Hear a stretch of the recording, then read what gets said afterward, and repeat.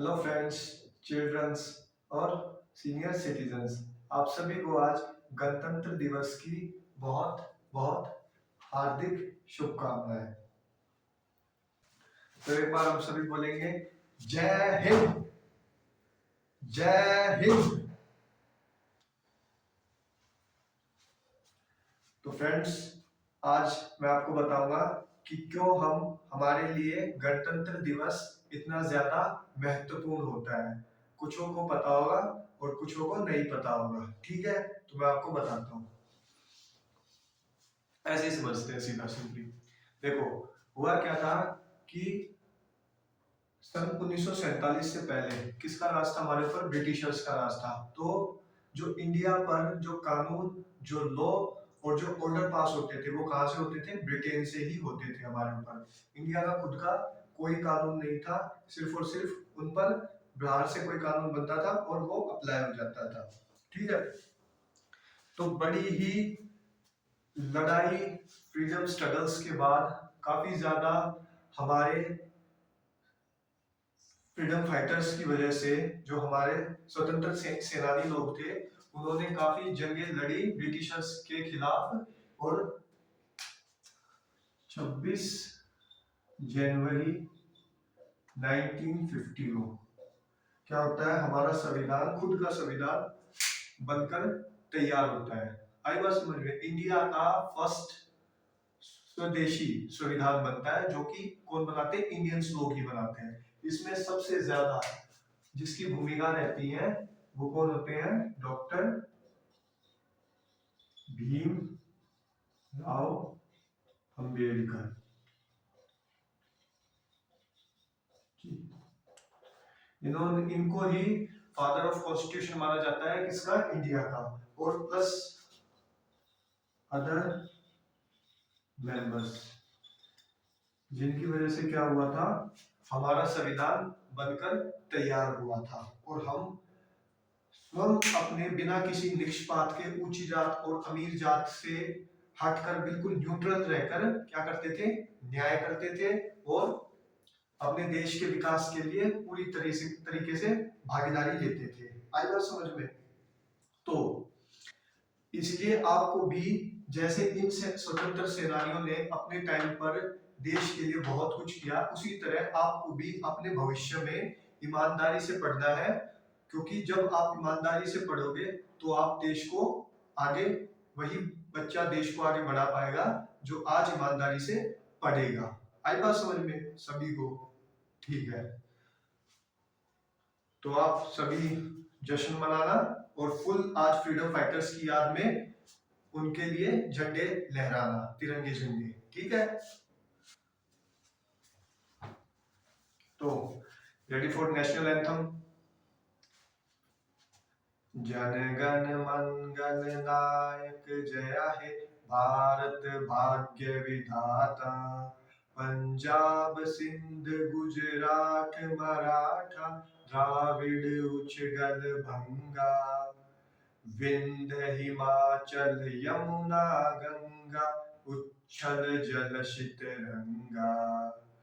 तब शुभ नामे जागे, तब शुभ आशीष मांगे।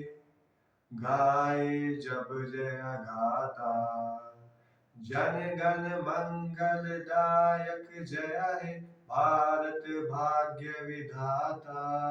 जय हे, जय हे, जय हे, जय जय जय जय हे।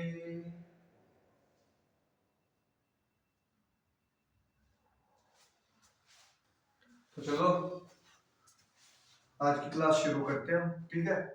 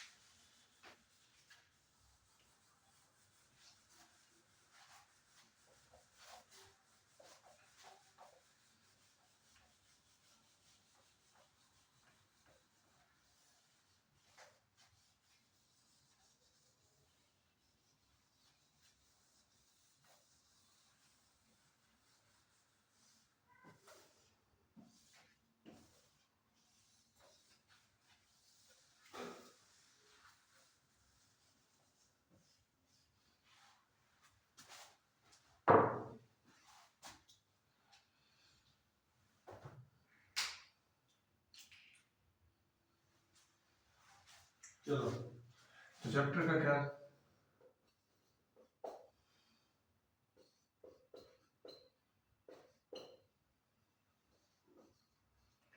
लोकेटिंग क्या है? प्लेसेस ऑन दी अर्थ। तो कल मैंने आपको बोला था कि मैं यहां से आपकी क्या कराऊंगा, रीडिंग शुरू कराऊंगा टेक्स्ट बुक की, क्लास 6 की। देखो क्या लिखा आपकी बुक में, ध्यान से पढ़ो। The globe of the earth stands in space made up of water, earth, fire and air and it is spherical. It is surrounded by all creators, terrestrials as well as aquatic. शुरुआत में 3 लाइनों का आर्यभट्ट का एक coat दिया गया है। क्या दिया गया? कोट, जिसमें क्या कहा गया है कि जो हमारी अर्थ है, क्या है, जो हमारी क्या है, अर्थ है, ये कितनी किन किन चीजों से मिलकर बनी है? वाटर से,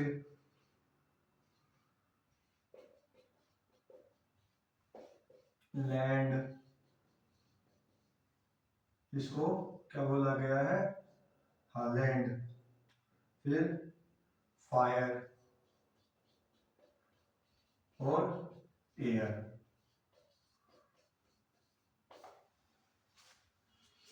ठीक है, ये बोला गया। और क्या बताया गया है कि केवल हम ही जो ह्यूमंस है, केवल हम ही अर्थ पर नहीं रहते। और कौन रहते हैं? जितने भी टेरेस्ट्रियल्स है, जो आपके जमीन के ऊपर जितने भी जानवर और पौधे होते हैं, वो जो रहते हैं, उनको वो भी अर्थ के पार्ट होते हैं, as well as aquatic animals, और जो आपके स्पीशीज हो गई, जो आपकी स्पीशीज हो गई। ठीक है, उनको क्या बताया गया है इनमें कि सिर्फ केवल ह्यूमंस ही अर्थ का पार्ट नहीं है। जितनी भी स्पीशीज, जितने भी ट्रॉपिकल फॉरेस्ट, डेजर्ट्स, जो भी इंडिया की बाउंड्रीज मतलब अर्थ पर सरवाइव करेंगे, उन सभी को क्या कहा जाता है? वो सभी कहाँ पे आते हैं? अर्थ के अंदर आते हैं। ठीक है, ये किसका कोट है? आर्यभट्ट का कोट है। ठीक है, इतना समझ में आया सभी को कि अर्थ सिर्फ लैंड के पार्ट से नहीं है। अर्थ में वाटर भी है, लैंड भी है, फायर भी है और एयर भी है। इन सभी से मिलकर क्या बनी है? क्या बनी है? हमारी पृथ्वी, हमारी अर्थ।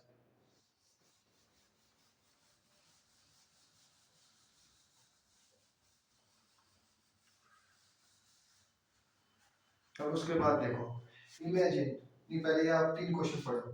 What is a map, how do we use it, what are is this main component. आपका पूछा गया है कि मैप क्या होता है। ठीक है, वो हम आगे पढ़ेंगे। What are the coordinates? How longitude and latitude we use mark any location on the earth? कैसे longitude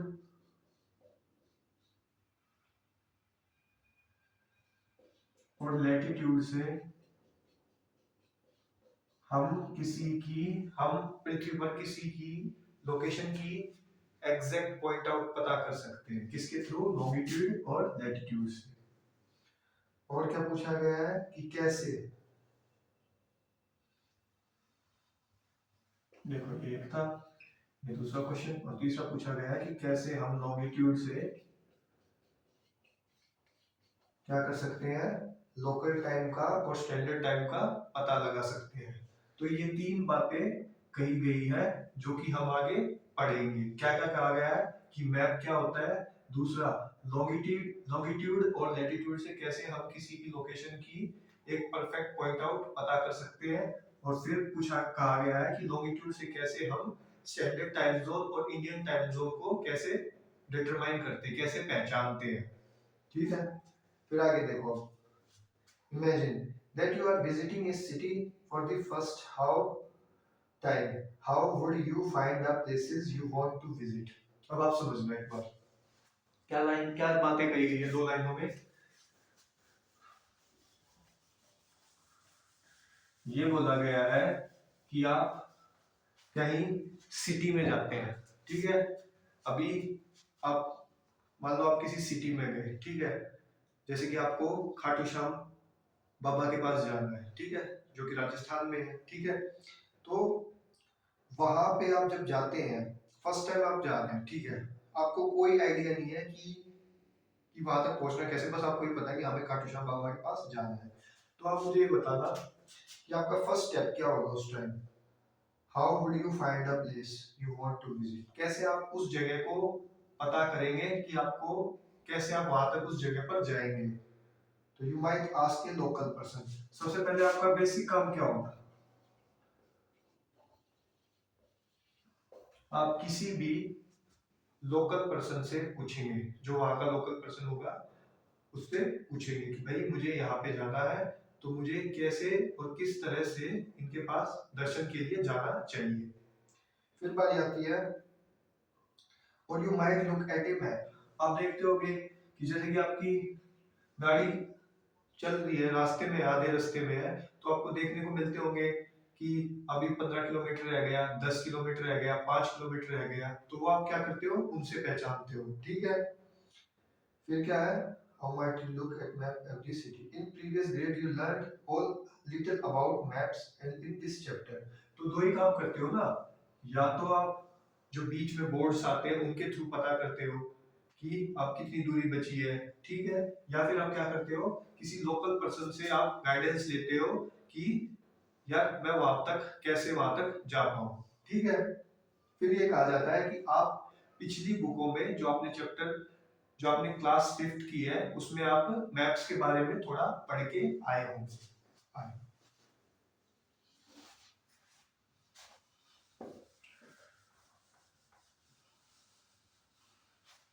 अब देखो, अब आप बिल्कुल ध्यान से अपनी बुक में फिगर 1.1 देखना, जो कि मैं आपको अभी बना रहा हूं आपके लिए। इस फिगर को आप बहुत ही ध्यान से देखना, जो आपकी बुक में लिखी गई है। इसे मैं मिटा देता हूं, चैप्टर का नाम है,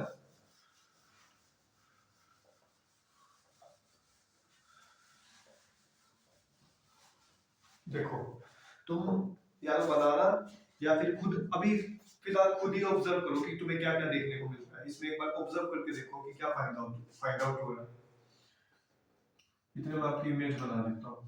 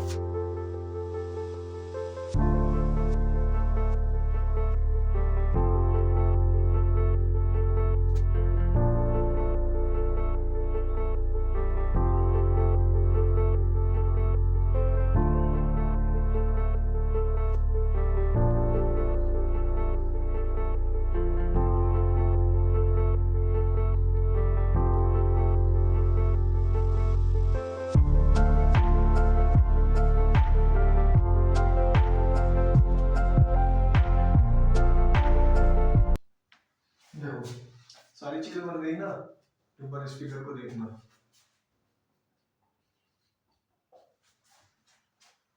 मैं डेट देता हूँ, railway station, hospital, school, market, museum, nagar panchayat, bank, ये ग्रासफील्ड अपार्टमेंट, हाँ एक हुई।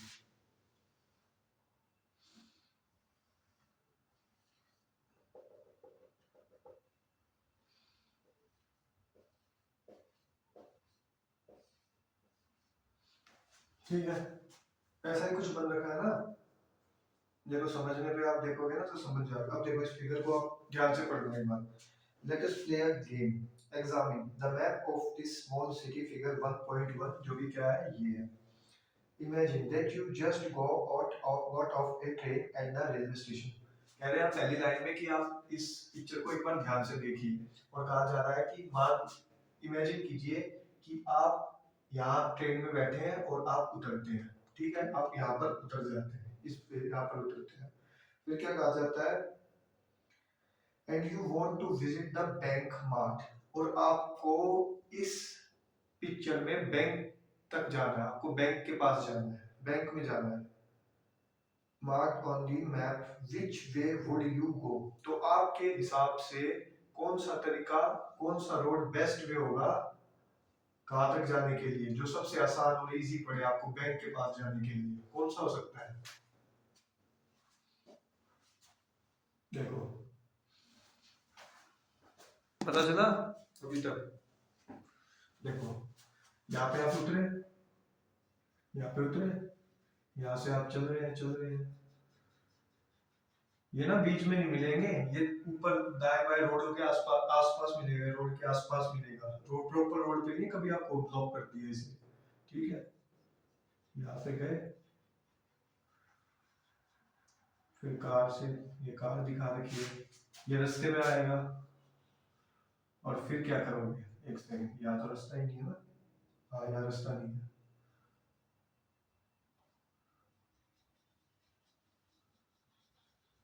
और ऐसे ऐसे चलते चलते कहाँ तक पहुंचोगे? ऐसे ही पहुंचोगे।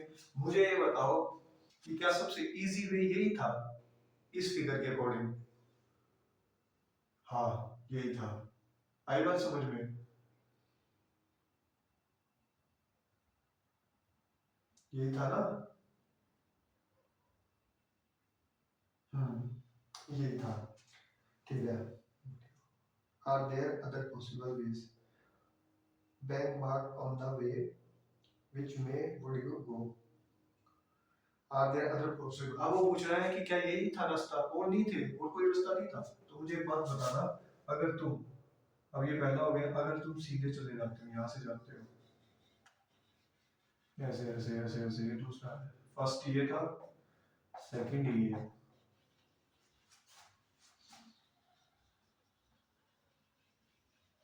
अभी तो बैंक के पास पहुंच गए ना?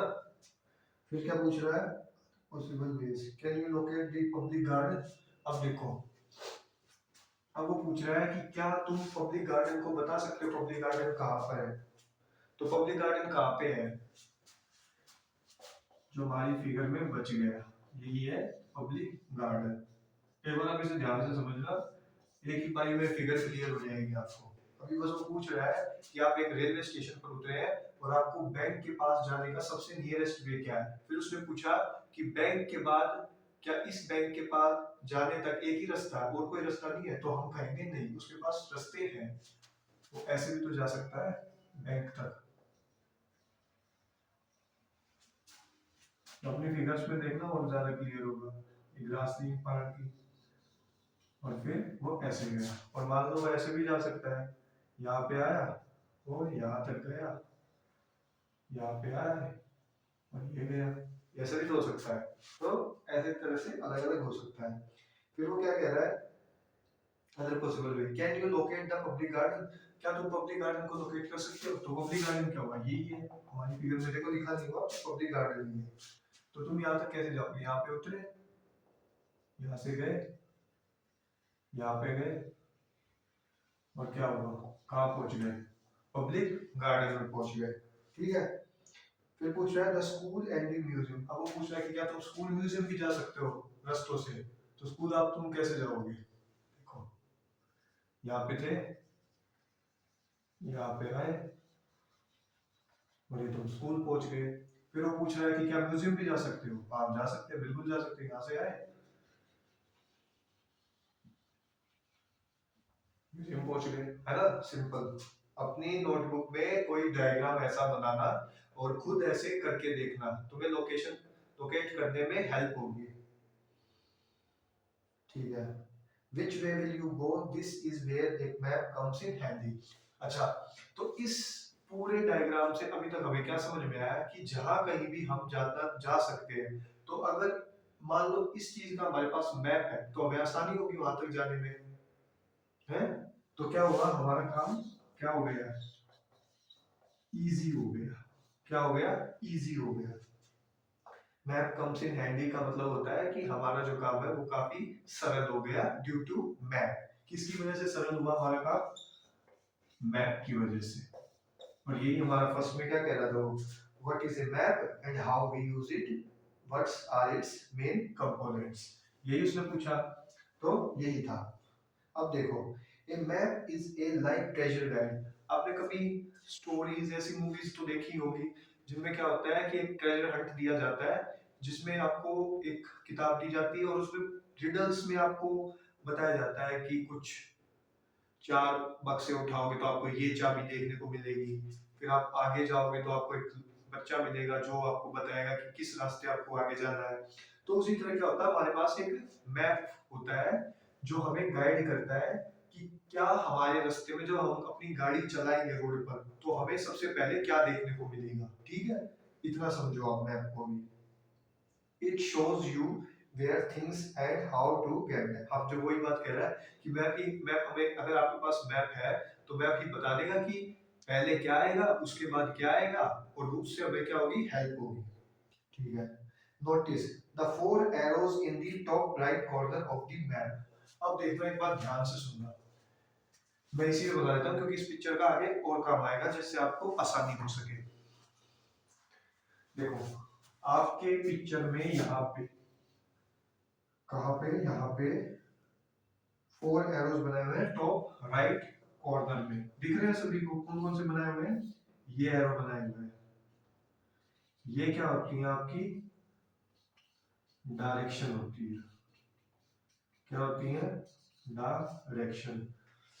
अब ना एक बात, इतना सभी को समझ में आया ना? मैंने एक मैप बनाया जो आपकी बुक में फिगर 1.1 में दे रखा था और उसमें मैंने अलग रेलवे स्टेशन पे उतरा मैं, और मैं पहले कहाँ गया, बैंक गया, फिर मैं कहाँ गया, पब्लिक गार्डन में गया था, फिर मैं कहाँ गया, स्कूल गया, और फिर मैं कहाँ गया, म्यूजियम गया। फिर वो पूछ रहा है कि क्या तुम एक ही रास्ते से यहाँ तक जा सकते हो? अरे अलग अलग रास्तों से जा सकते हैं ना, बस प्रॉब्लम क्या है, वो बड़े बड़े इंडिया में। तो यही क्या होते हैं, हमारे मैप होते हैं।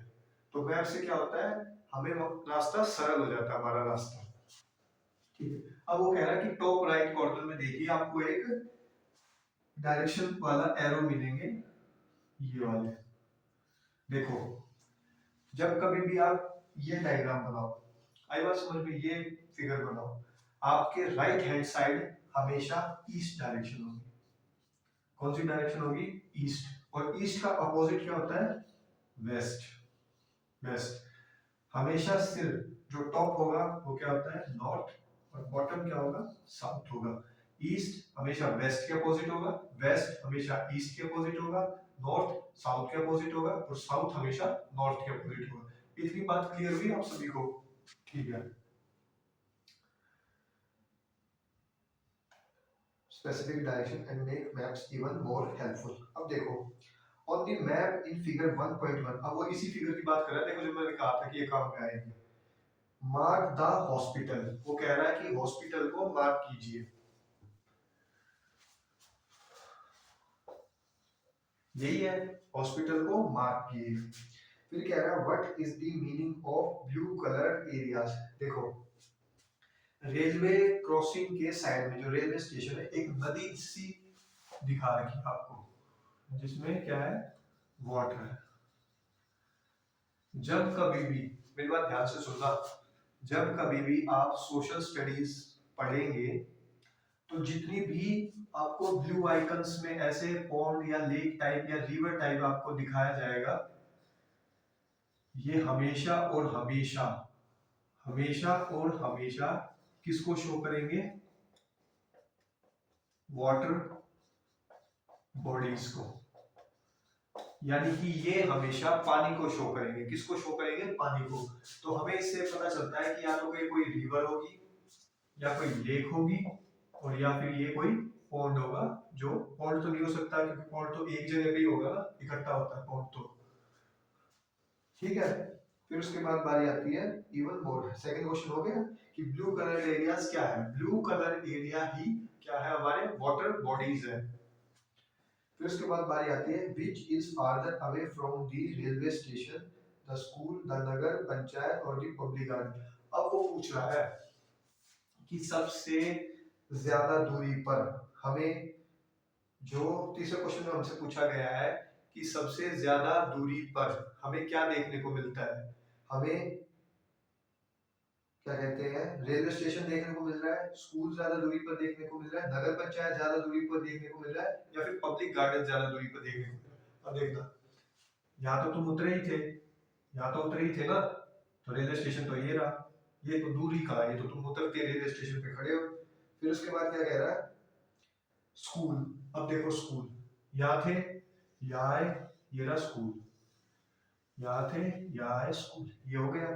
फिर पूछ रहा है नगर पंचायत। अब देखो यहाँ थे, यहाँ आए, हॉस्पिटल पार किया, गाड़ी आई, नगर पंचायत, ये भी पास में पड़ा आपके।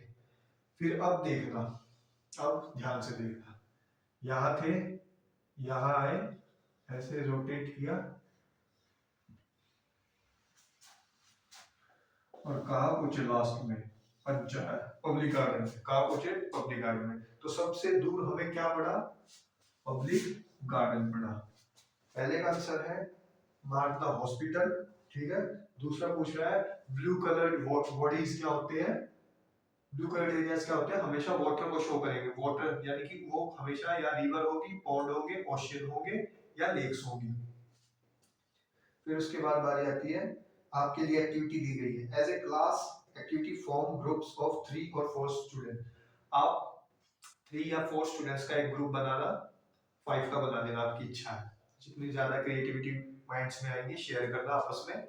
और एक मैप बनाना, कैसा, ऐसे ही टाइप का, कुछ ऐसा ही map. Let each group try to draw a map of your school and some of the streets or roads that led to and few in neighboring villages. आपको क्या करना है, आपको स्ट्रीट्स बनानी है, रोड्स बनानी है, और क्या करना है, कुछ बिल्डिंगें बनानी है, अपना अपना एक स्कूल बनाना है, गार्डन बनानी है, ठीक है। और ऐसा ही कोई डायग्राम बनाना है जिससे आप दिखा सके कि आपके जब घर से निकलते हो तो स्कूल के आते टाइम आपको क्या क्या पड़ता है। कुछ बिल्डिंग्स आती होंगी, शॉपिंग मॉल्स आते होंगे, कुछ ई रिक्शा का स्टैंड आता होगा, बस स्टैंड आते होंगे। तो कहाँ पे आपका स्कूल आके खत्म होता है, फिर उसके दाएं बाएं ट्रीज होंगे, ठीक है। तो घर भी होते हैं आसपास, तो वो सब आपका मैप दिखाना है। अगर आपको कोई हिंट चाहिए तो मैंने आपके लिए ऑलरेडी एक फोटो डाउनलोड कर रखी है, जो मैं आपको दिखाता हूँ। देखो इस टाइप से आपको एक मैप बनाना है खुद से। देखो पार्क है, होम है, शॉप है, फ्रेंड्स का घर है, स्कूल है, ठीक है। ऐसा कुछ बनाना है आपको। ऐसा ही मत बना देना, खुद से दिमाग से बनाना, ठीक है। ऐसा बनाना, ऐसा, ठीक है। हो गया। तो आई होप इतना आप सभी को समझ में आया होगा। तो अब आगे स्टार्ट करते हैं, a map and its components. इसके बारे में स्टार्ट करते हैं, a map and its components. Second,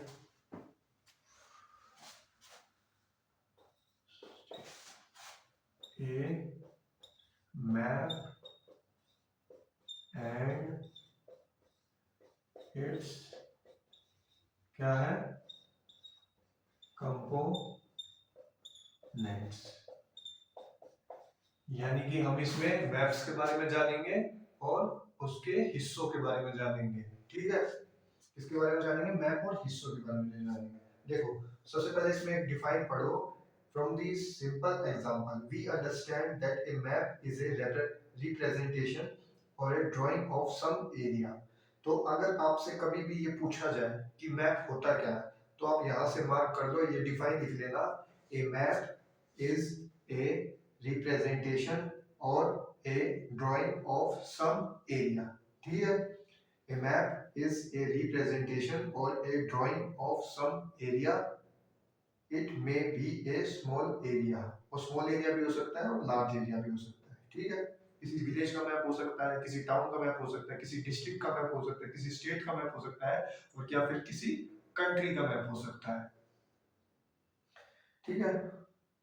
और जब हम इन सबको, हमने देखा ना जब वो मैंने फिगर बनाई थी, फिगर 1.1, जब हम इनको ऑब्जर्व करते हैं तो कहाँ से ऑब्जर्व करते हैं, टॉप से। जैसे कि हम किसी चीज को कहाँ से देख रहे हो, ऊपर से देख रहे हैं। जैसे हमें बिल्डिंग्स ऐसे देखने को मिलती है, ठीक है। और क्या है, पॉन्ड, ऐसे क्या है, पानी देखने को मिलता है। ऐसे मिलता है ना जब हम किसी चीज को ऊपर से देखते हैं। और या फिर क्या हो गया, आपके ट्रीज हो गई, ठीक है।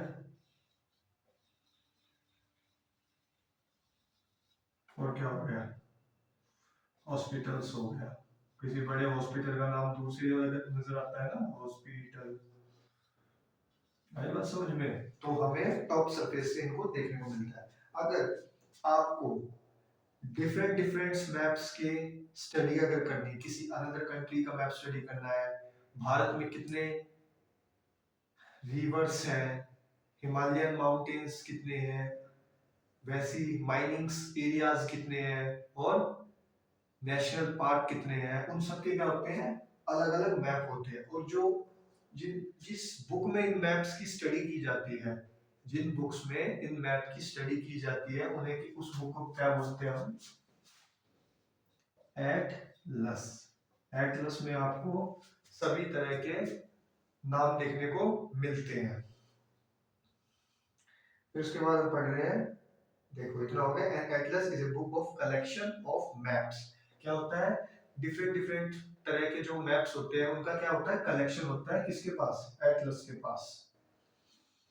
बस आप इतना याद रखना, बाकी अभी इतना डीप मत जाओ। देखो, अब देखो आपके उसमें 3 मैप्स की बात की गई है। कौन कौन से मैप की बात की गई है, 3 मैप्स की बात हुई है।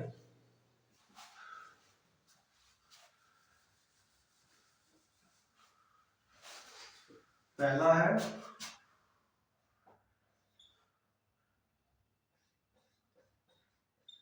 फिजिकल मैप,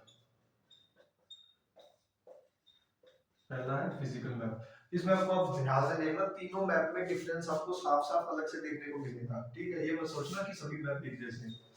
फिजिकल मैप में क्या होगा, देखो मुझे ड्राइंग मेरी कुछ ज्यादा अच्छी है नहीं, बट आप समझ लेना थोड़ा सा।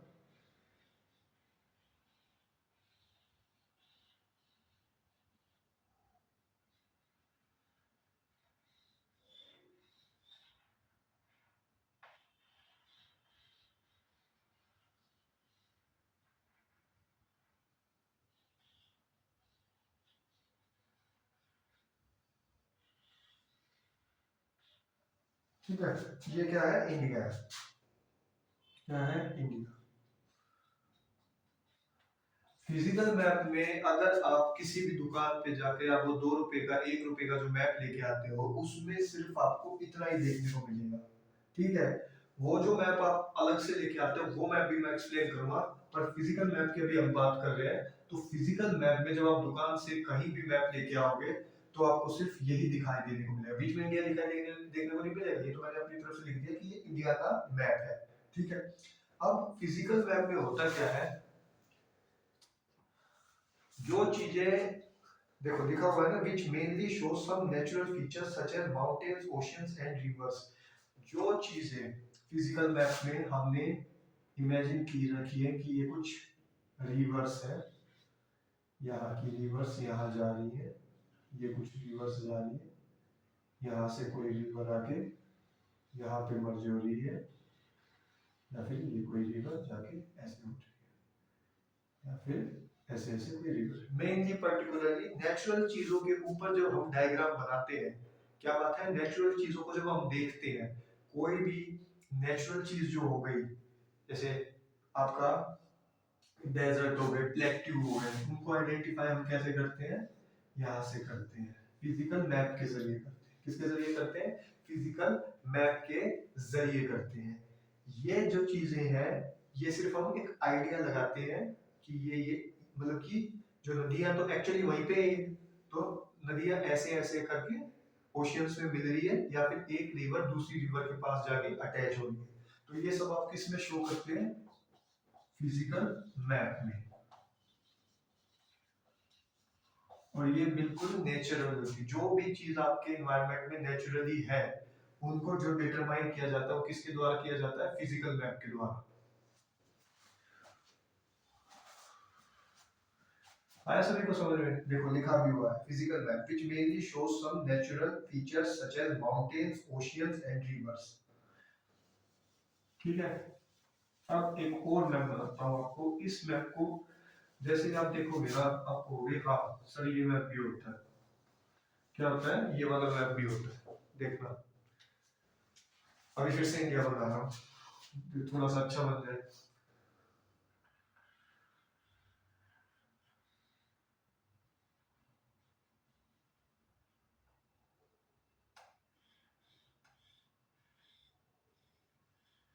नीचे जगह कम है, थोड़ा सा तुम डिटरमाइन कर लेना। मुझे पता है इतने जीनियस तुम हो कि सर इंडिया का ही मैप बना रहे हैं और बस, और सर इंडिया लवर है, ये भी तुम जानते हो। तो थोड़ा सा कोशिश करना कि तुम जो दिखाना चाह रहा हो वो थोड़ा समझ जाओ।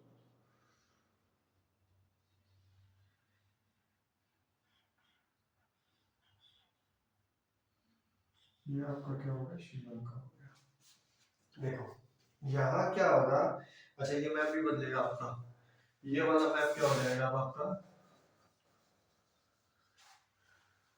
ये मैप हो जाएगा अब आपका,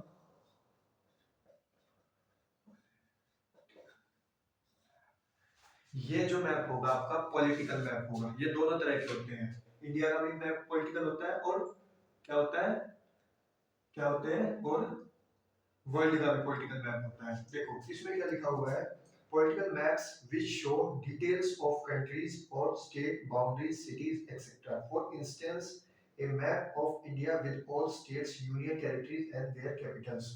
देखो तुमने कुछ मैप ऐसे देखे होंगे ना, कुछ क्या सभी होते हैं मैप ऐसे जो क्या होते हैं, जो स्टेट्स की बाउंड्री के अकॉर्डिंग क्या किए जाते हैं, डिवाइड किए जाते हैं। आई बात समझ में, अरे आई ना बात समझ में। कुछ में कुछ ऐसे मैप देखे होंगे ना जिनमें हम मैप्स के अंदर अंडरलाइन बना देते हैं। अगर तुमने नहीं देखा तो भी मैं दिखा देता हूँ दोनों मैप्स को, एक सेकंड देना बस मेरे को।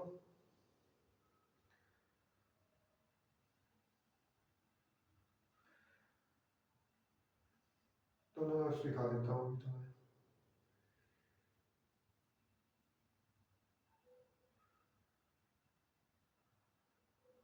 देखो अभी डेटा चल नहीं रहा है मेरा, तो तुम थोड़ा समझ लेना कि देखो जिसमें लाइंस देखने को, इमेजिनरी लाइंस देखने को नहीं मिलेगी, वो कैसे मैप होंगे, फिजिकल मैप होंगे। और जिसमें इमेजिनरी लाइंस जो हमने खुद से बना रखी है, स्टेट्स को डिवाइड करके बनाया हुआ है, वो क्या होंगी, वो क्या होती हैं, वो क्या होगी, पॉलिटिकल होती है। क्या होती है, पॉलिटिकल वाली होती है। ठीक है, आई अपनी बात समझ में सभी को।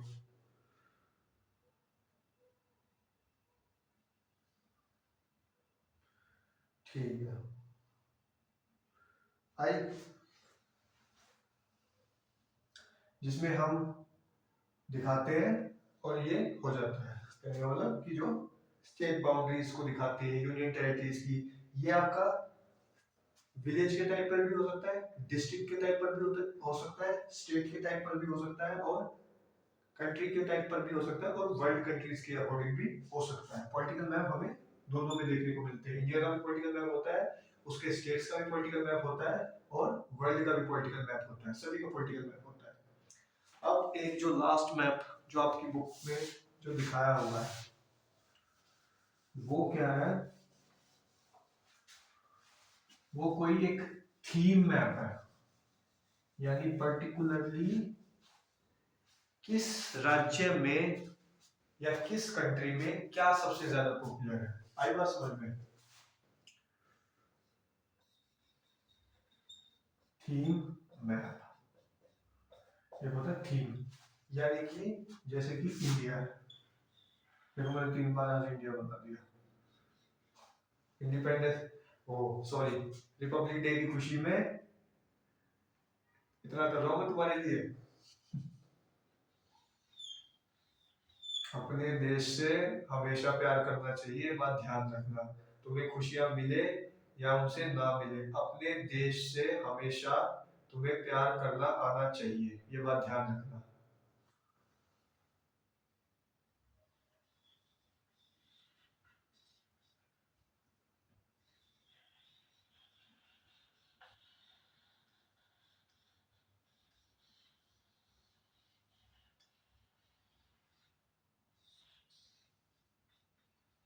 देखो समझ जाओगे, इंडिया ही है, थोड़ा सा ज्यादा बन गया कुछ, पर लगा देना। अब यहाँ क्या होगा, यहाँ पे पर्टिकुलरली आपकी बेसिक जो पॉपुलैरिटी वाली चीजें हैं वही देखने को मिलेंगी। जैसे आपका नेशनल पार्क हो गया, क्या हो गया, नेशनल पार्क हो गया, जैसे यहाँ पे है, यहाँ पे है, यहाँ पे है, यहाँ है, यहाँ है, यहाँ है, यहाँ पे, यहाँ, यहाँ, यहाँ, यहाँ, यहाँ, यहाँ।